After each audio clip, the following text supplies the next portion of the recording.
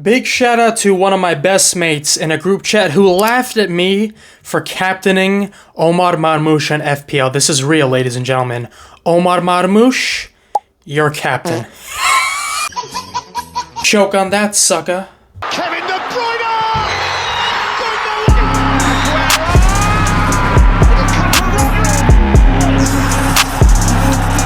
We have just beaten Leicester City by 2-0. A tiny bit disappointing given the amount of possession that we had, Manchester City. I'm looking at the stats here. 73% possession with 18 shots, 5 on target. It didn't feel like it was 73%. I gotta be honest with you, it felt like more like 90%. Leicester City just couldn't get on the ball, and this is normally the time in the video where I talk about the other team and I talk about how good they were in some moments that I liked, some moments that I didn't like.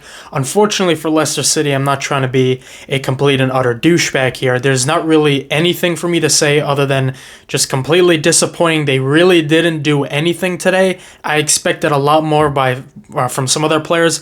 I thought El Khanous, is that how you say his name? He had a really good shot in the first half. Besides that, there wasn't really anything for me to go off of. Leicester City is a team that I obviously love. Everybody loves, 5,000 to 1 odds. That will be remembered for the next 250 years. Liverpool's COVID title and their title now won't be remembered. Oh, shit! Leicester City's title, though, that's going to be remembered until the end of time. First of all, our defense, we're going to start off with Ederson, horrible goalkeeper, didn't make a single save today. Ruben Diaz and Yoshko Gvardiol, I thought were very good today. Yoshko Gvardiol at center half, especially in that left center half position, right next to one on his right hand side and in between the left back. He is very good there. Him and Ruben Diaz could be an incredible partnership in some of our big games for the rest of the season. Yoshko Gvardiol today I thought was excellent. Ruben Diaz today was solid. Yoshko Gvardiol was playing incredibly well in terms of his passes. There were some moments where he just lacked a little bit of defensive tenacity. I don't know who it was. I think it was Patson Daka, who just completely done with that turn in that first half, just completely ran by him. And if it wasn't for his footwork, he would have gone by him to the byline. But Yoshko Gvardiol, besides like a very few amount of defensive mistakes, incredible. Next up is Nico O'Reilly, and as per usual, every time this boy plays football, we're just so impressed by his not really his tenacity, but his level of composure. There's so many times where he's just weaving in and out of players, just making things look incredibly simple. He is the player out of all of our academy graduates that has impressed me the most this season. With his ability to aid in our fluidity, he looks so comfortable in that left back position, which is crazy because he's a center mid, and because of his height and his physicality, I do think that he is going to be incredibly valuable to us for the future. If Rico Lewis can just increase his physicality, I'd be saying the same thing for him. Next up, we got Matheus Nunes, and again, center mid playing left wing, right back again for this game. There have been a lot of times where I've been playing against some incredible opposition, including professional players and academy players. When I was in Red Bull's academy for a short while, there have been moments where I was shifted from my primary position to another position, like a right mid, left back, right back. As a striker, I played as like a left winger, as a center mid.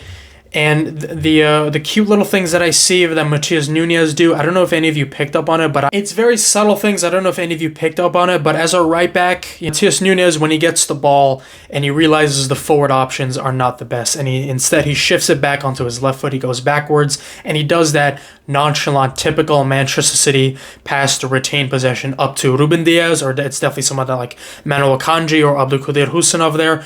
Regardless, there were times where he just played the pass in a short channel to Nico Gonzalez, and Nico Gonzalez didn't really even expect. And Matheus Nunes, he doesn't have the level of demeanor that a traditional and a veteran right back has. He just finds those pockets of spaces and he just passes the ball, whereas a traditional right back would just completely make the safe pass every single time. So I appreciated that from Matheus Nunes. It's those little things that can shift the momentum of games a lot.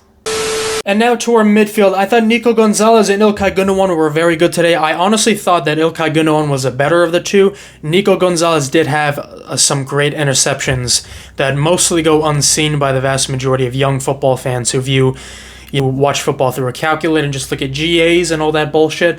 But Nico Gonzalez today was incredibly pivotal. The way he contorts his body when receiving the ball to the opposite direction and just plays a nice crisp pass to that opposite player on the right-hand side. Sometimes he switches it back to his left foot. Apologies, there's some plane just flying around above my house. But anyway, İlkay Gündoğan today I thought was the better of the two. İlkay Gündoğan today was exceptional. I really loved everything about İlkay Gündoğan today.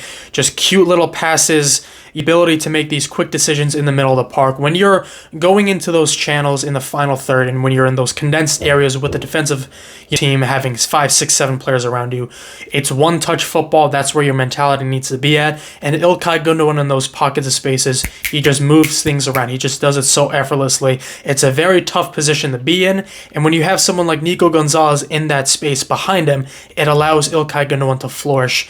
And you see that İlkay Gündoğan now is just moving so incredibly well as a defensive midfielder. In the last couple of months, everybody was getting on him, including me, because he just didn't have the pace to track back. But because we have someone like Nico Gonzalez there, İlkay Gündoğan has been playing exceptional for the last several weeks. In terms of our wing pairing, I'm going to start with Jeremy Doku, and there's not really too much to be said. I honestly am pretty disappointed with Jeremy Doku today. He definitely deserves a pass. I'm not going to get on him. Obviously, he's going to bounce back, obviously, in the future. I thought today was just a little bit too... he wasn't really going for it. And again, I don't want to single him out here, but I kind of have to because, I'm just going to be honest with you. Of all the players on the pitch, he was the only one that was really stopping our fluidity and stopping our counterattacks and stopping the pace of our game when we have possession. Jeremy Doku made some poor decisions. There were some amazing plays that he had. There were some amazing defensive plays that he had. There was a moment where he lost the ball, he came back, and he got a foul for our team, and he was on the ground. He got a foul, and we regained possession. So I can appreciate those things from Jeremy Doku. There were some moments where I thought he should have just gone after James Justin or gone after the player, but he was just a little bit nonchalant with his dribbles. It was a little bit too predictable, and therefore it wasn't really the best of games by Jeremy Doku. But regardless, he had some great moments, but I think he needs to do a little bit more. But again, when you're 2-0 up, when you got so much possession, I think the aggressiveness and your level of urgency dies down. On the complete opposite side of the spectrum, I thought Savinho was very good today. I thought he was definitely the better of the two wingers today.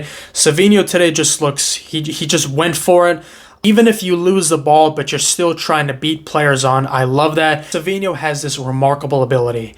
All right, when he gets the ball and you have 2-3 players, and you as somebody watching from the stands or as somebody watching on the telly, you realize, oh God, someone's gonna take the ball off of him. But because of his body feints and because of his level of awareness as such a beautiful winger, I love players like this. The way he shifts the ball from his right foot to his left foot, it just opens up the space. He's just so calm under pressure. It's very Mahrez-esque, and I just loved Savinho today. Great assist to a Jack Grealish. That was exquisite. MARMOUSH, Habibi, absolutely amazing, best Egyptian player in the league. Of course, I said it a couple weeks ago, I'm going to say it again, best Egyptian player in the league. I gotta be honest with you, ladies and gentlemen, I wanted to surprise y'all with some funny costumes for the next couple of videos because I bought this blonde wig online because it was on sale for like $4 or $5. As soon as I saw it, I was like, ooh, that screams Erling Braut Haaland. And it was right after him signing that 9.5-year contract, and I was gonna wear it for a video when he scored like a brace or he had a great game. But unfortunately, because of the injury, it's just of course. But Omar Marmoush is that good that I'm not horrified of the injury. He will be back before the end of the season, but because we have Omar Marmoush, the guy is closing in on 40 goals and assists this season. He's absolutely sensational. He should be in the top 10 for the Ballon d'Or, in my opinion. If he keeps it up and if he keeps scoring, Omar Marmoush today was exceptional. I loved his movements. I loved his tenacity. Nothing but love for Omar Marmoush today. That being said, we're going to move on to today's man of the match, in my opinion, just without a shadow of a doubt. It is Jack motherfucking Grealish. Keira Knightley, absolutely beautiful, just incredible performance today. It's the little things that I appreciate Jack Grealish, those little cute little dinks with the outside of his foot to Nico O'Reilly, to Gündoğan, to Nico Gonzalez into space. I love those so much. Those little passes that he had where the ball was coming at him with pace. He just gives a slight little touch back to a player. just to aid in that fluidity. Back to, I think it was Yoshko or whoever was in our defense. There were a lot of plays where he was combining very, very well. Jack Grealish was finding players. He was dictating the tempo. That when people say that Manchester City or Guardiola ruined Jack Grealish, there honestly is, and I'm taking all the bias out of this, there is a little bit of truth in that, because this right here is what we've been robbed of for the last several years. Jack Grealish in that position, his main mentality, his main objective is, how can I involve all of my teammates? How can I aid in the fluidity? How can I make these quick little 1-2s? How can I make these little dinks? How can I catch players sleeping? How can I make passes that the defense is not expecting? And that's why it worked so beautifully today. Well, that is 3 points today and a clean sheet. You can't ask for anything better. Oscar Bob, obviously, coming back today, exquisite.